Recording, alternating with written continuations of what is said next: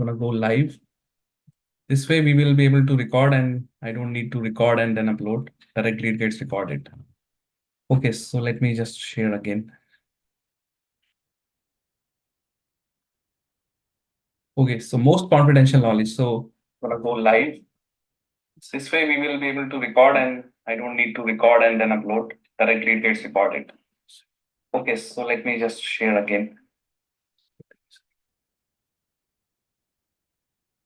Okay, so most confidential knowledge. So gonna go live. This way we will be able to record and I don't need to record and I need to stop that.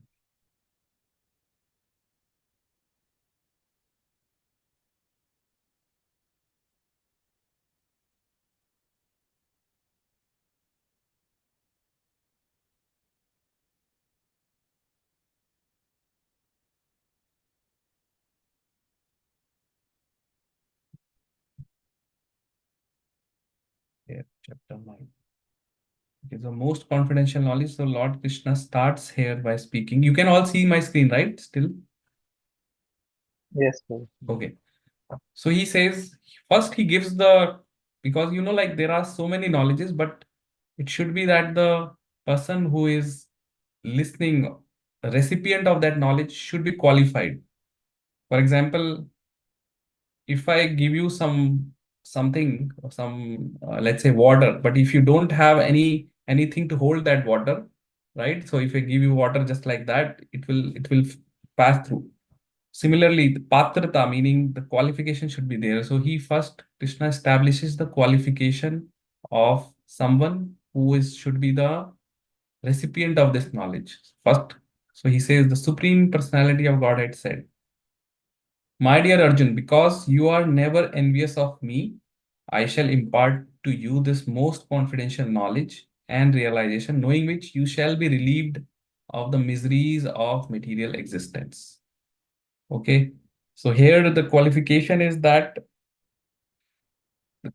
why Arjun was the right recipient of this knowledge, because he was never envious of Krishna.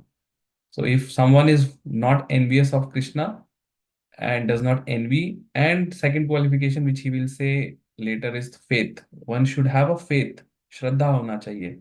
One should be faithful and have a faith that whatever Lord Krishna is speaking, this is all truth.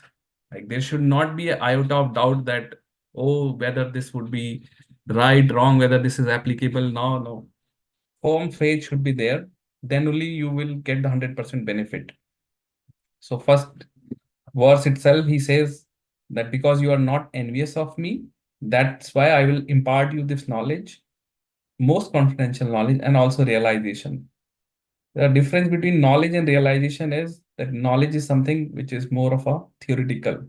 Realization is when someone puts that knowledge into practice and then speaks from his experience or realization.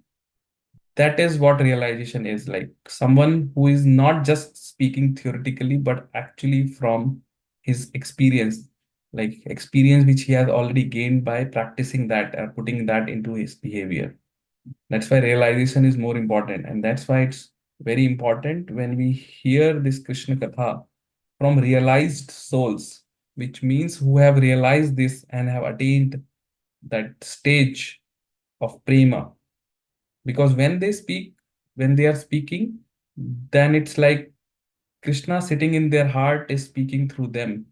And and then when that words go from our ears into the heart, then it purifies our heart much and then cleanses the heart with all the impurities which we had. For example, this anger, pride, enviousness, these are all the impurities which we are carrying from time immemorial. And these are the impurities which keeps us in this material world and does not allow us to progress. So by hearing Bhagavad Gita, Krishna Katha, by doing a chanting of Hare Krishna mantra, all these impurities are getting cleansed. Now someone may ask, I have been doing this for 5 years, 4 years, 10 years. Why it's not going? So it's going, but we have to understand that these impurities or these impressions are for millions and millions of lifetimes. right? So we have to be patient enough, because it will not just go in one day or a 1 year or something. It had to be practiced. And definitely we will, those who have been practicing at least, let's say 2 3 years, they definitely see a change in their heart, a change in their inclinations, change in their behavior, right? They themselves can see that, yes, and then their heart is more getting attracted and getting purified, habits getting changed, right? So they themselves can feel. Prabhupada used to give an example that when someone is hungry, from outside, nobody can tell like whether that person's hunger is satisfied or not. It's only that person who is really hungry, when he takes the morsel of food one by one, he can tell, yes, he's getting, his hunger is getting satisfied, and he can only tell that, yes. Similarly, when we accept or hear, it's only us who can tell whether there is a change or not, right? So the simple criteria is that if we are getting attracted to hearing, and if we are getting attracted to hearing more of this, and our attraction to the material things are getting down, then we are on the right track. But if we are not getting attracted um, to hearing Krishna Katha or any of the devotional processes, that means it's not working for us. That means there is something wrong. Not there is something wrong within us. It's not that something is wrong with the Bhagavad Gita. So this message is pure. Something wrong with us. So then we have to see. So then maybe we are not fulfilling the criteria of being the recipient of this. We had certain impurities which are prohibiting us for be the right recipient, and then we have to introspect and take help, right? So in the first verse itself, Lord Krishna says, yes, that non-enviousness and the faith is what is required. This knowledge does not require any intellectual capability. Like, it doesn't require, even an illiterate person can very much assimilate this knowledge by hearing. Even if you don't know how to read and write, just by hearing, he can assimilate this knowledge, as long as he has a faith and his non-enviousness of Lord Krishna. But someone may think that I am intellectually, like I am a PhD or a very highly placed person in the society. Those are not the criterias, actually. The education is not, the material education is not the criteria for receiving spiritual education. Okay. So spiritual education is independent of anything. Nothing can check this. Okay. Like a birth in a higher family or a lower family or any family does not create any hindrance to receive this knowledge. So Krishna has given sufficient intelligence to every one of us, and the human life is actually meant to understand this knowledge, because all other things are like all other material knowledge which we are receiving or which we have all received, they only help us in earning our livelihood. But after we leave our body, it's of no use. Like even in this, like for example, I am an engineer by profession, and I have a degree, engineering degree, but that's only useful for me till the time I am on this planet. The moment I leave this body, right, and I take another body or whatever, like, I can't say I have an engineering degree in my previous life, so I should I should move on. I have to start again all over. If I take a birth in any part of the world, I have to start again from ABCD. But this knowledge which we are hearing, spiritual knowledge, is not like that. Whatever we acquired in this life, right, we start from that point onwards in our next, considering if we not finish our journey, spiritual journey within this life. So that is the difference between material knowledge and spiritual knowledge. And as I mentioned, there is no age, no criteria for having this knowledge. Like even the illiterate person can also understand this. Okay, so then further, Lord Krishna goes, he says, this knowledge is the king of knowledge, the most secret of all secrets. And it is the purest knowledge, and because it gives direct perception of the self by realization, it is the perfect of religion. Okay, it is everlasting and it is joyfully performed. Very important, joyfully. If we perform any service in the service of Lord Krishna, this is not just joyful, susukham. It says susukham means at the superlative, very happy. It is done very joyfully, and it's avyaya mean everlasting. That's the point I was making. It never gets destroyed. It never gets checked. It's eternal. So, for example, today we are reading, for example, 1 hour of this Bhagavad Gita. This is eternal. It's eternally going in our spiritual account. Nobody can take away this 1 hour of time which we have spent in understanding. And for that matter, anything which we do in the service of Krishna is all eternally going. It's all eternal. And this is the most purest. You can imagine the pavitram or uttamam means topmost. Okay. Why it's that? Because it gives the direct experience of self by realization, direct perception. So it's joyfully performed. We should never perform any service with unhappy mood, or with a mood of basically repenting, or forceful. No, this should not be the mood. The mood should be willingly and joyfully, out of joy, like with happiness, because this is supposed to be done as susukham. Okay, so that's the so Lord Krishna is explaining about the fruit of this knowledge, like how it should be done, and the qualities of this knowledge, which he's now going to speak in chapter 9.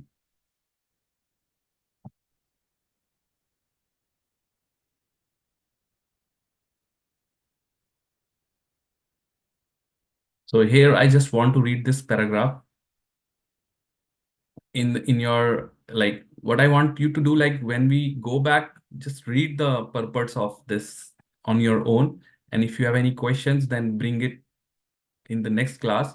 So that way you will understand. But I'll just read that. It is said that execution of devotional service is so perfect that one can perceive the results directly. And that is true. The recipient, as I was saying, the person who is hungry, only that person can tell if his hunger is satisfied. The same is the case. Person who is the recipient will directly perceive the results. This direct result is actually perceived, and we have practical experience that any person who is chanting the holy names of Krishna, about this Mahamantra, Hare Krishna, Krishna Krishna, Hare Hare, Hare Ram, Ram Ram, Hare Hare, in course of chanting without offenses, feels some transcendental pleasure and very quickly becomes purified of all material contamination. Okay, this is actually seen. Furthermore, if one engages not only in hearing but in trying to broadcast the message of devotional service as well, or if he engages himself in helping the missionary activities of Krishna consciousness, he gradually feels spiritual progress. And very important, this advancement in spiritual life does not depend on any kind of previous education or qualification. The method itself is so pure that simply by engaging in it, one becomes pure. So Prabhupada also mentions here, and then there is a pastime, or he explains that about the Narad. So everyone of us know Narad Muni. He is the, you can say, the Devarshi.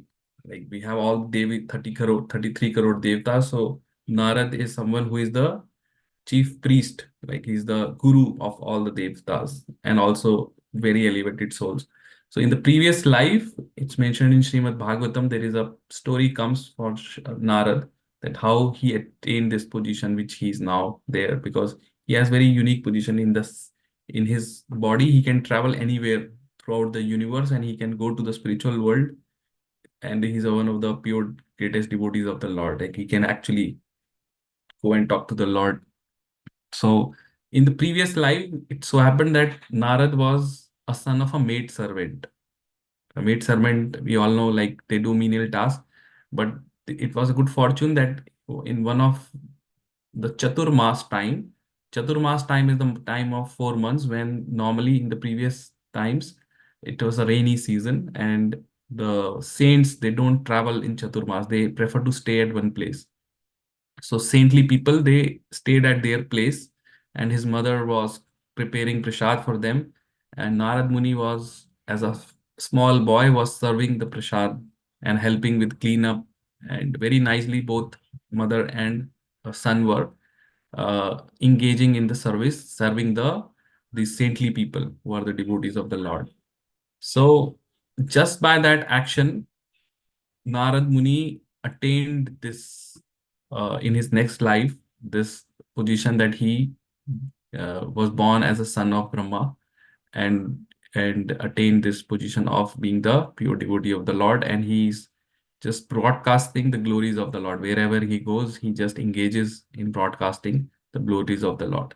And that Narad Muni in that life itself, like after those saintly people left, there was time once one day his mother went to the forest to pick up some things like some woods, and she was bitten by a snake and she died. So this small boy who is like 5 6 years old was just left alone, like there was no one, like, so his mother also was died. And then then he left for the forest and he performed certain tapasya, because this is in Satyuga. And then he once, when he was doing tapasya, he had a glimpse of Lord within his heart. Like he actually got the divine darshan of Lord Vishnu within his heart. But that one darshan, actually, he was craving to have more, but then just Lord disappeared, and then Lord told him that that one darshan, which should basically motivate him to practice more. So in that life, he practiced a lot of devotion service throughout, and then in the next millennium, he was again born as a son of Brahma, as a Narad, and they're preaching the glories.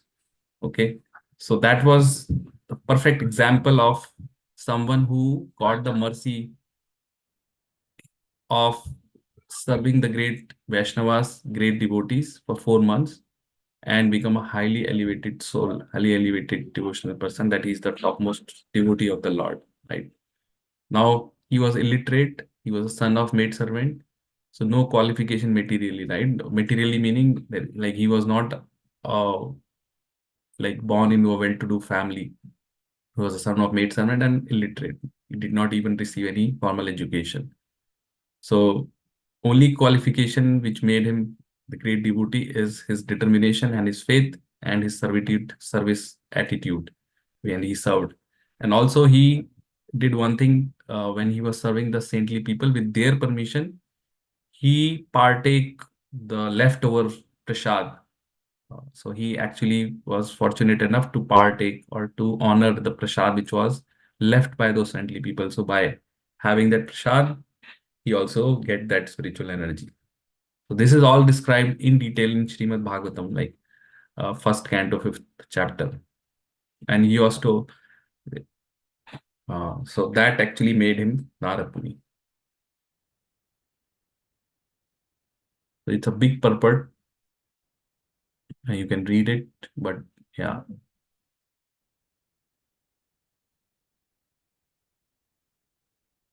Okay. Then the third verse says that those who are not faithful in this devotional service, they cannot attain me. O conqueror of any. Therefore, they return to the path of birth and death in this material world. So that's where faith is coming.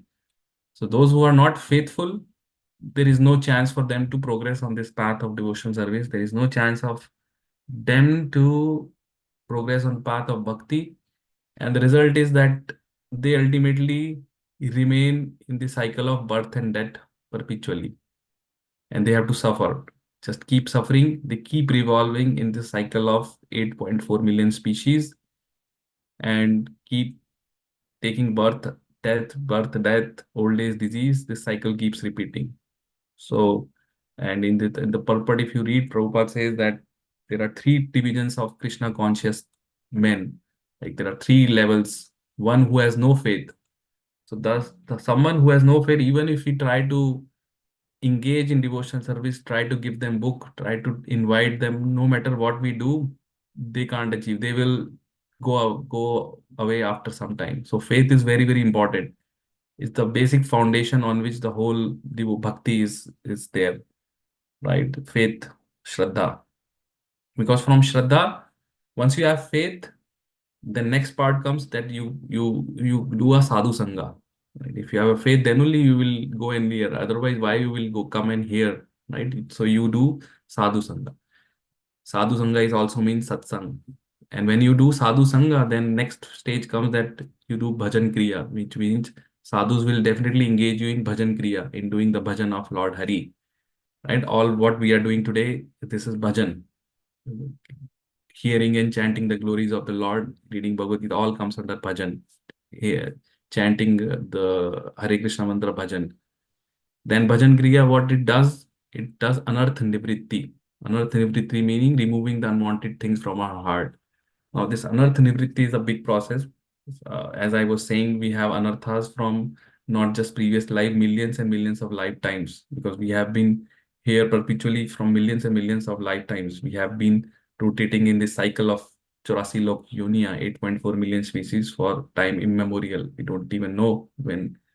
So it will take time. So anarth nivritti, once it happens, then nishtha, firm faith comes. Firm faith meaning nishtha, no matter what happens, person will not go away. Like so, form faith, and then nishtha, then ruchi comes, then asakti, then bhav, and then prem. Prem is the final stage. So at each stage, it's the faith which is getting more and more stronger and stronger and stronger at each stage and becoming more and more strengthened. And ultimately, this faith is the only thing which becomes and transforms into the pure love for God, which is the prem. And at that stage of prem, one becomes eligible to go back to the spiritual world. Like then he does not have to come to this material world and take part in the material activities. He becomes part of the spiritual world where he eternally enjoys the pastimes with the Lord, and uh, and he achieves his eternal identity in the spiritual world. Right. So all of us, our goal of devotional service is to attain that Krishna prem. Now, whether we live in Canada, we live in India, or live in Africa, or live in any part of universe, it's immaterial as long as we are engaged in devotion service and progressing towards our goal of achieving the Krishna Prem. Right? So here Prabhupada says there are three divisions. One is one third class is that those who have no faith, even if they are officially engaged in devotional service, they cannot achieve any highest perfectional stage. Most probably they will slip after some time. They may become engaged, but because they haven't complete conviction and faith, it is very difficult for them to continue in Krishna's consciousness. Very difficult for them, like because they have no faith, like they can't progress. Even if they spend 1 year, 2 years, if still they haven't had that faith, it's very difficult. They will slip. Okay, and then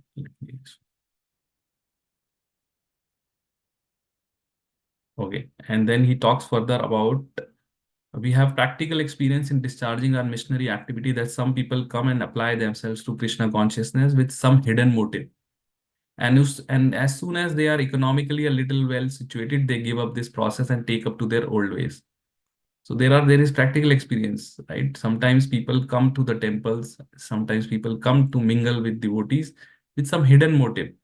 Their motive could be to make connections, to make sell some products, insurance products. A lot of realtors come to make clients. So these are all hidden motives or any of the material engagement. So if your motive to coming to the temple and meeting with devotees is anything other than serving Krishna, that's a hidden motive, right? So some people come just as I was saying, like to make money, right? Just to get more business. But as soon as they get that, what they came for, like they become economically uh, richer or well situated, then they just give up their old this whole process and they go to their old ways. So it is only by faith that one can advance in Krishna consciousness. As far as the development of faith is concerned, one who is well versed in the literatures of devotional service and has attained the stage of firm faith is called a first class person. Okay. The first class person is one who have attained the firm faith. Now he's a firm faith. And the first class person with that faith, he can even convince other people that yes, this is the path. Okay. So third class is no faith.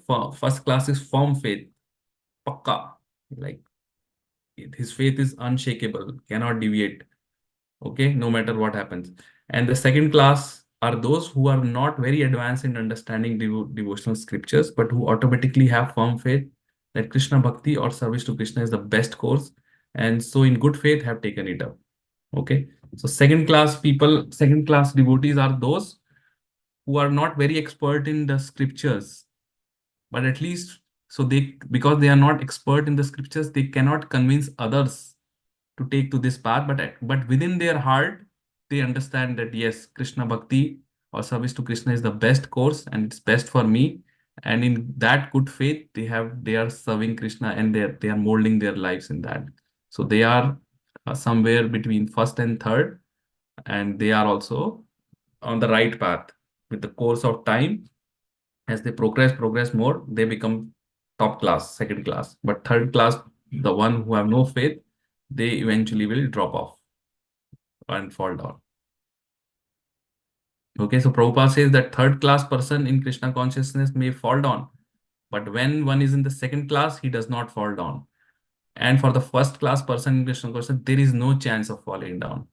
So at least those who have firm faith and are in the second class, no chance, like they does not fall down as long as they remain engaged in the association of devotees. Very important, because the second class people, the second class has good faith, but that faith can go away by two means. Either they engage more with the people who have material mindset, or they engage with people who are envious of Krishna and practice other forms of what you call religion, right?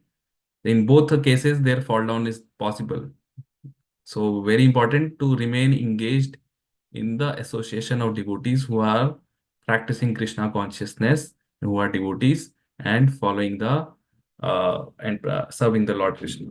Because if we try to engage more with people who have the materialistic mindset, then because our faith is still not firm pakka, we get influenced by their material desires, and those desires which are still not gone from our heart, they again rekindle or they again gets awakened, and then we also try to achieve. For example, to give you an example, if you talk to a person who is very much after making the money, like he considers the prime goal of life is to only make money and just enjoy, right? And ways, then he will only talk about how to make more money, like okay, you buy this property, you buy that property and sell it again, or you invest money in stocks, this and try to make more money. Some way or the other, his whole mind is just working in that direction, that how can I make more money, right? Because he's not satisfied with what he's making, so he'll always looking for making more and more. So subconsciously that thought will also go to our mind, and then our mind will also start thinking on those lines if we are keep hearing this thing, or meeting with that person again and again. So those thought processes which are not ours, that was that other person, subconsciously goes inside us, and we also will start thinking, okay, I have let's say $10,000. From 10,000, how I can make 50,000 or whatever. So that will take away or eat. First of all, that will impact our consciousness. So instead of remembering Krishna, instead of remembering his leelas, reading about it, now our time will be spent in wondering how I can increase my money. And then in doing that, whatever action we will do, that will take away time from what we would that which we would have been able to spend in the service of Krishna. Because at the end of the day, we all have only 24 hours, and it's how we spend those 24 hours that determines, right, what we become. So so that's why the association of materialistic people is, like Chaitanya Mahaprabhu says, asat sanga tyaga ei vaishnavachar.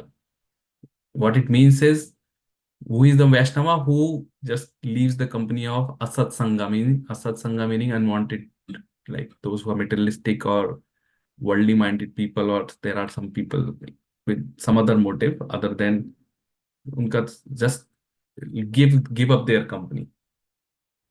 Some will give up your company automatically when they see that you are becoming a devotee, They'll say, okay, this person अभी ये तो चला गया, ये तो अभी पूजा पाठ में लग गया, ये तो like so some people will automatically go.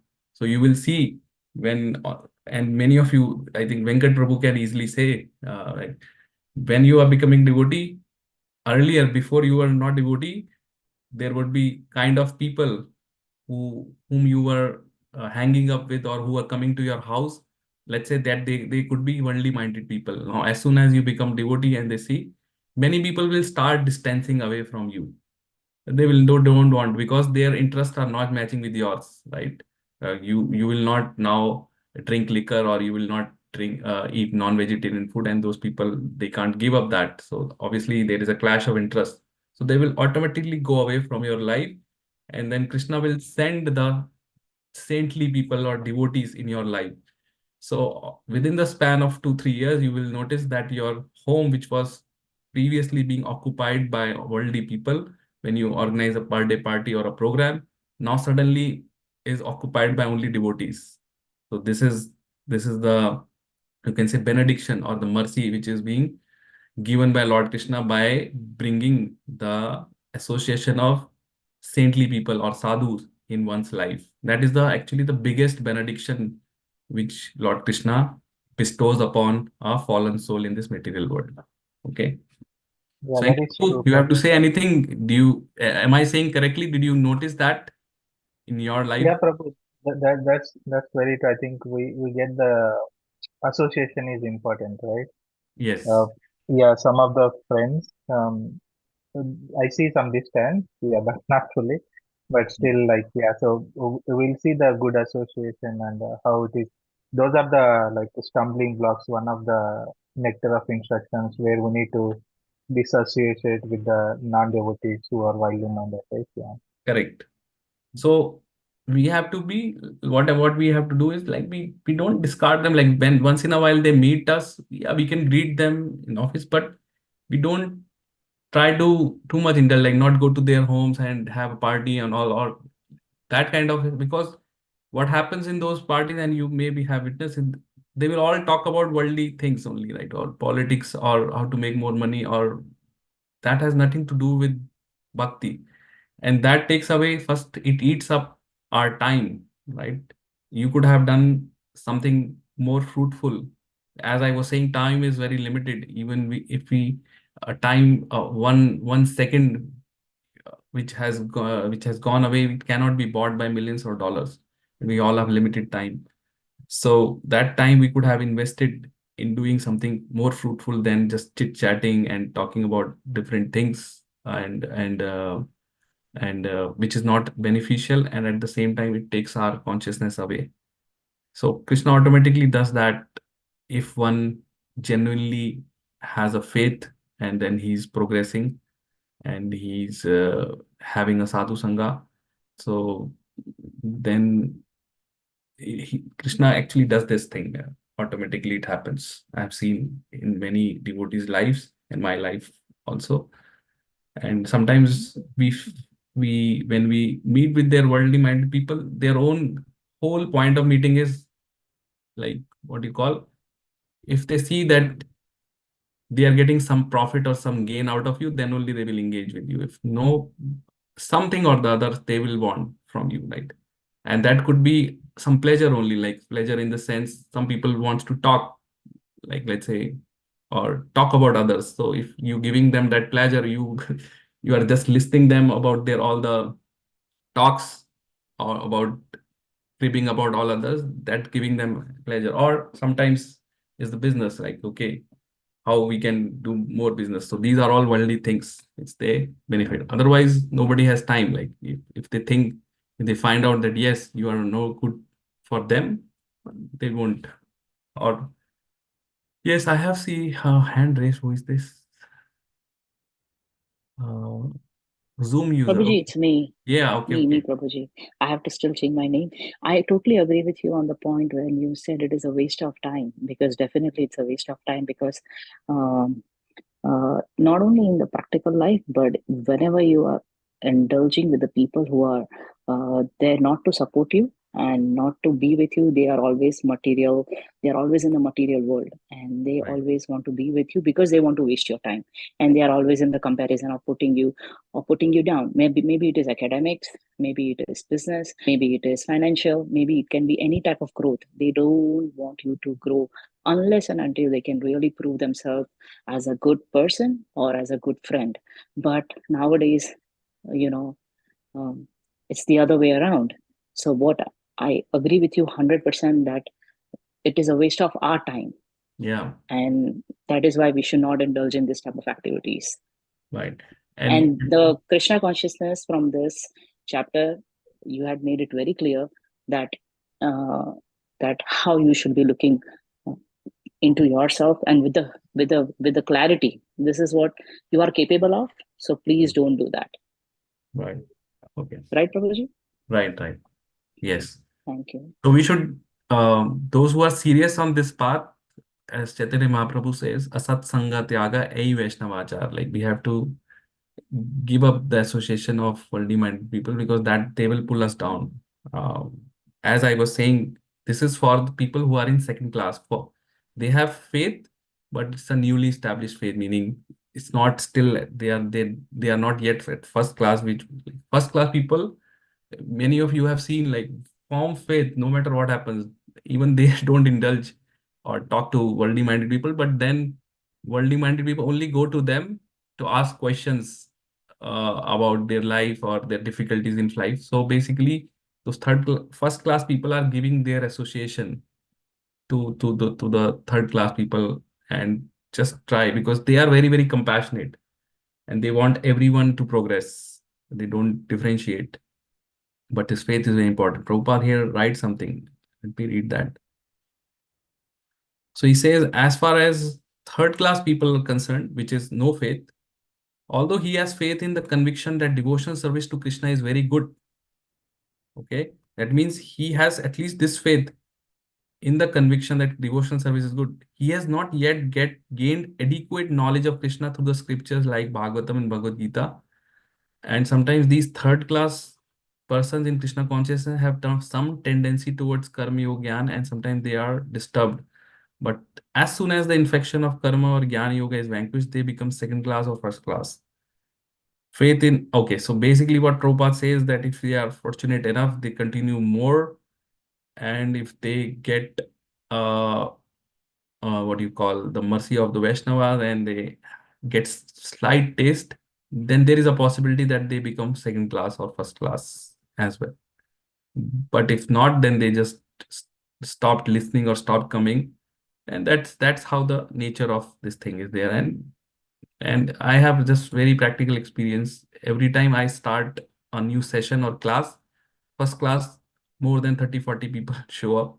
But then after a period of time, only the ones who are, you can say, really like determined and really after this knowledge, they remain. Rest all automatically goes away because it doesn't match with what they were looking for.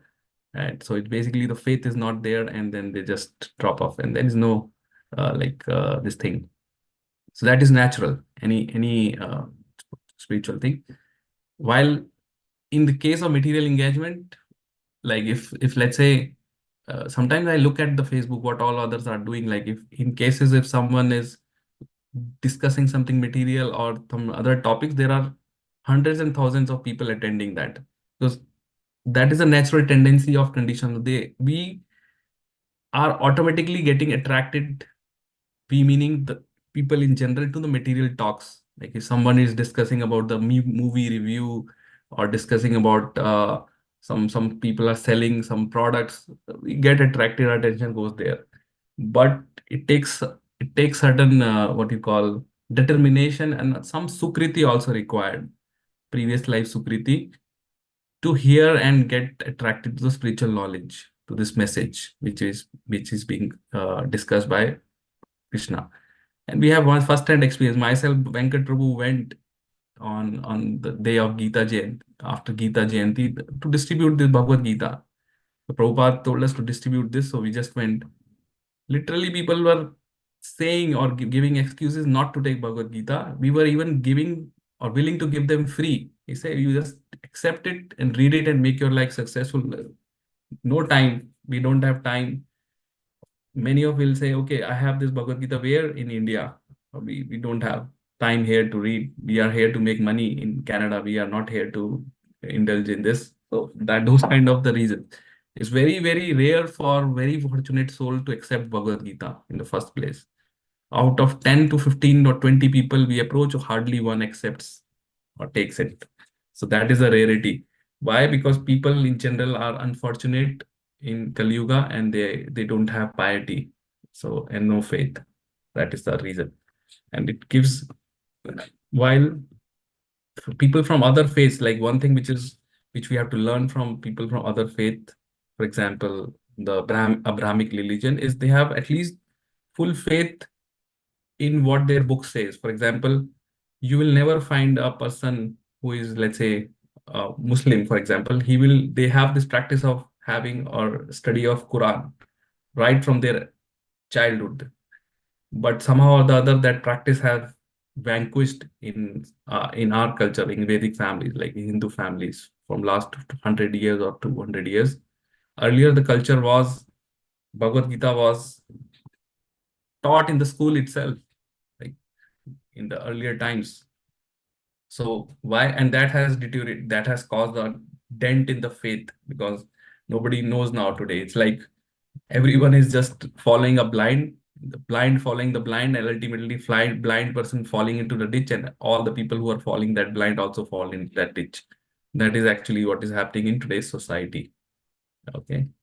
So it's a little unfortunate situation, but nothing else what can be done. Like, so we are trying our best, but then it also depends on how serious or how much people want it in the first place. In fact, people from other faiths, for example, if you see in ISKCON, like a lot of people, Russian, African, who are not Hindus, they are following our now process and taking Bhagavad Gita more seriously than Hindus. When I went to Brij Mandal, I saw so many Russian devotees were there who are now pakka, like they are have attained a stage pakka, meaning firm faith, and they are following Bhagavad Gita. They are reading in their language. They are trying to understand.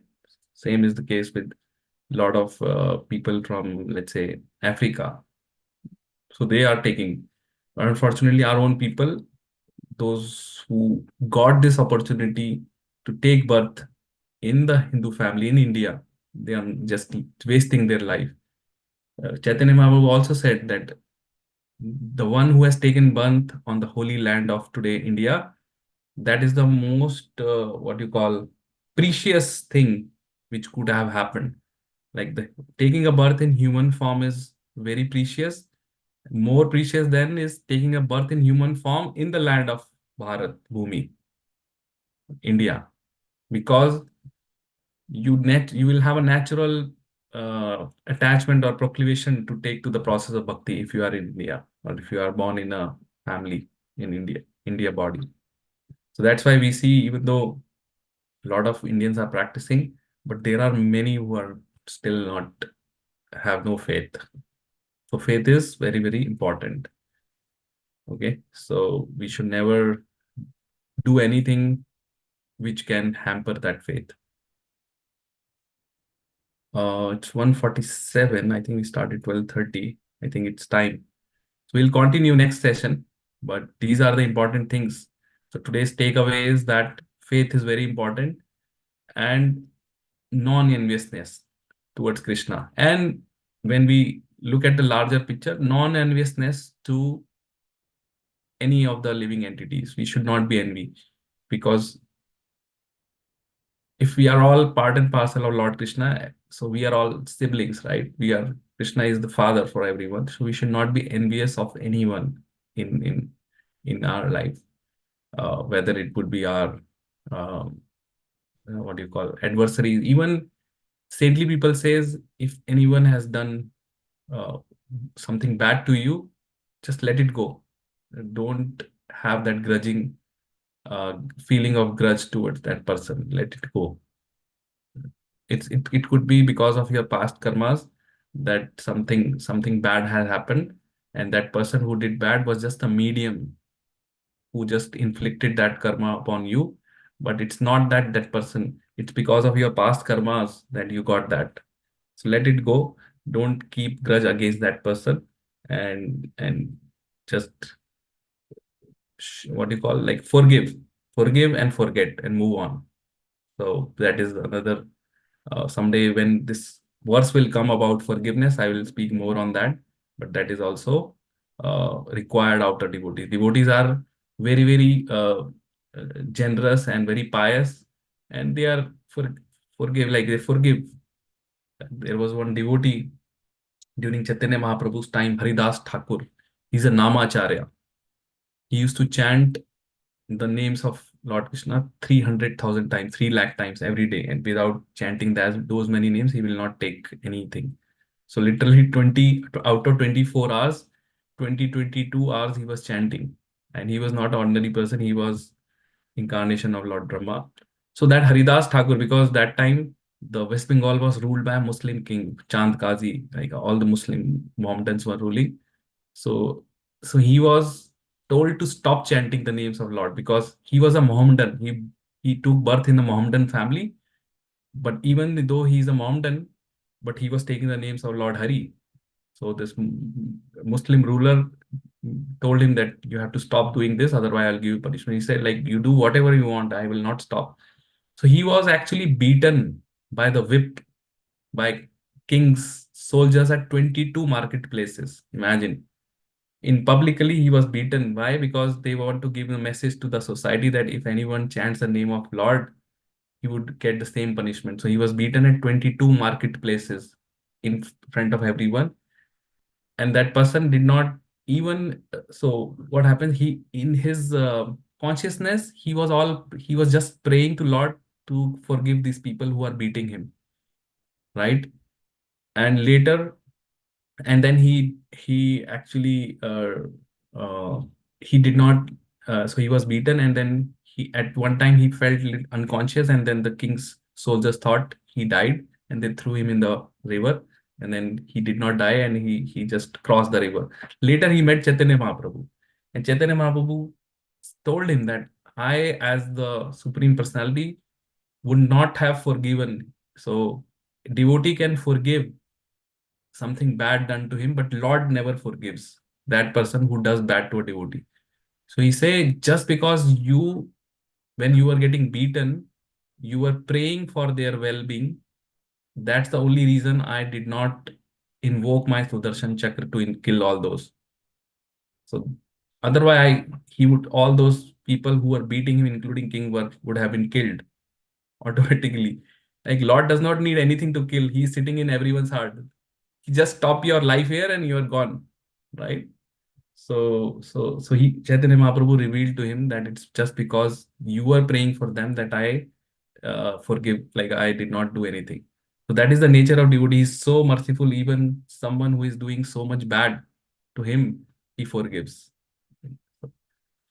Anyway, we'll discuss that some other time. So thank you so much for coming, and we hope to continue in next class. Also, we'll continue this chapter 9. As I was saying, very important chapter and a lot of things to learn from this chapter.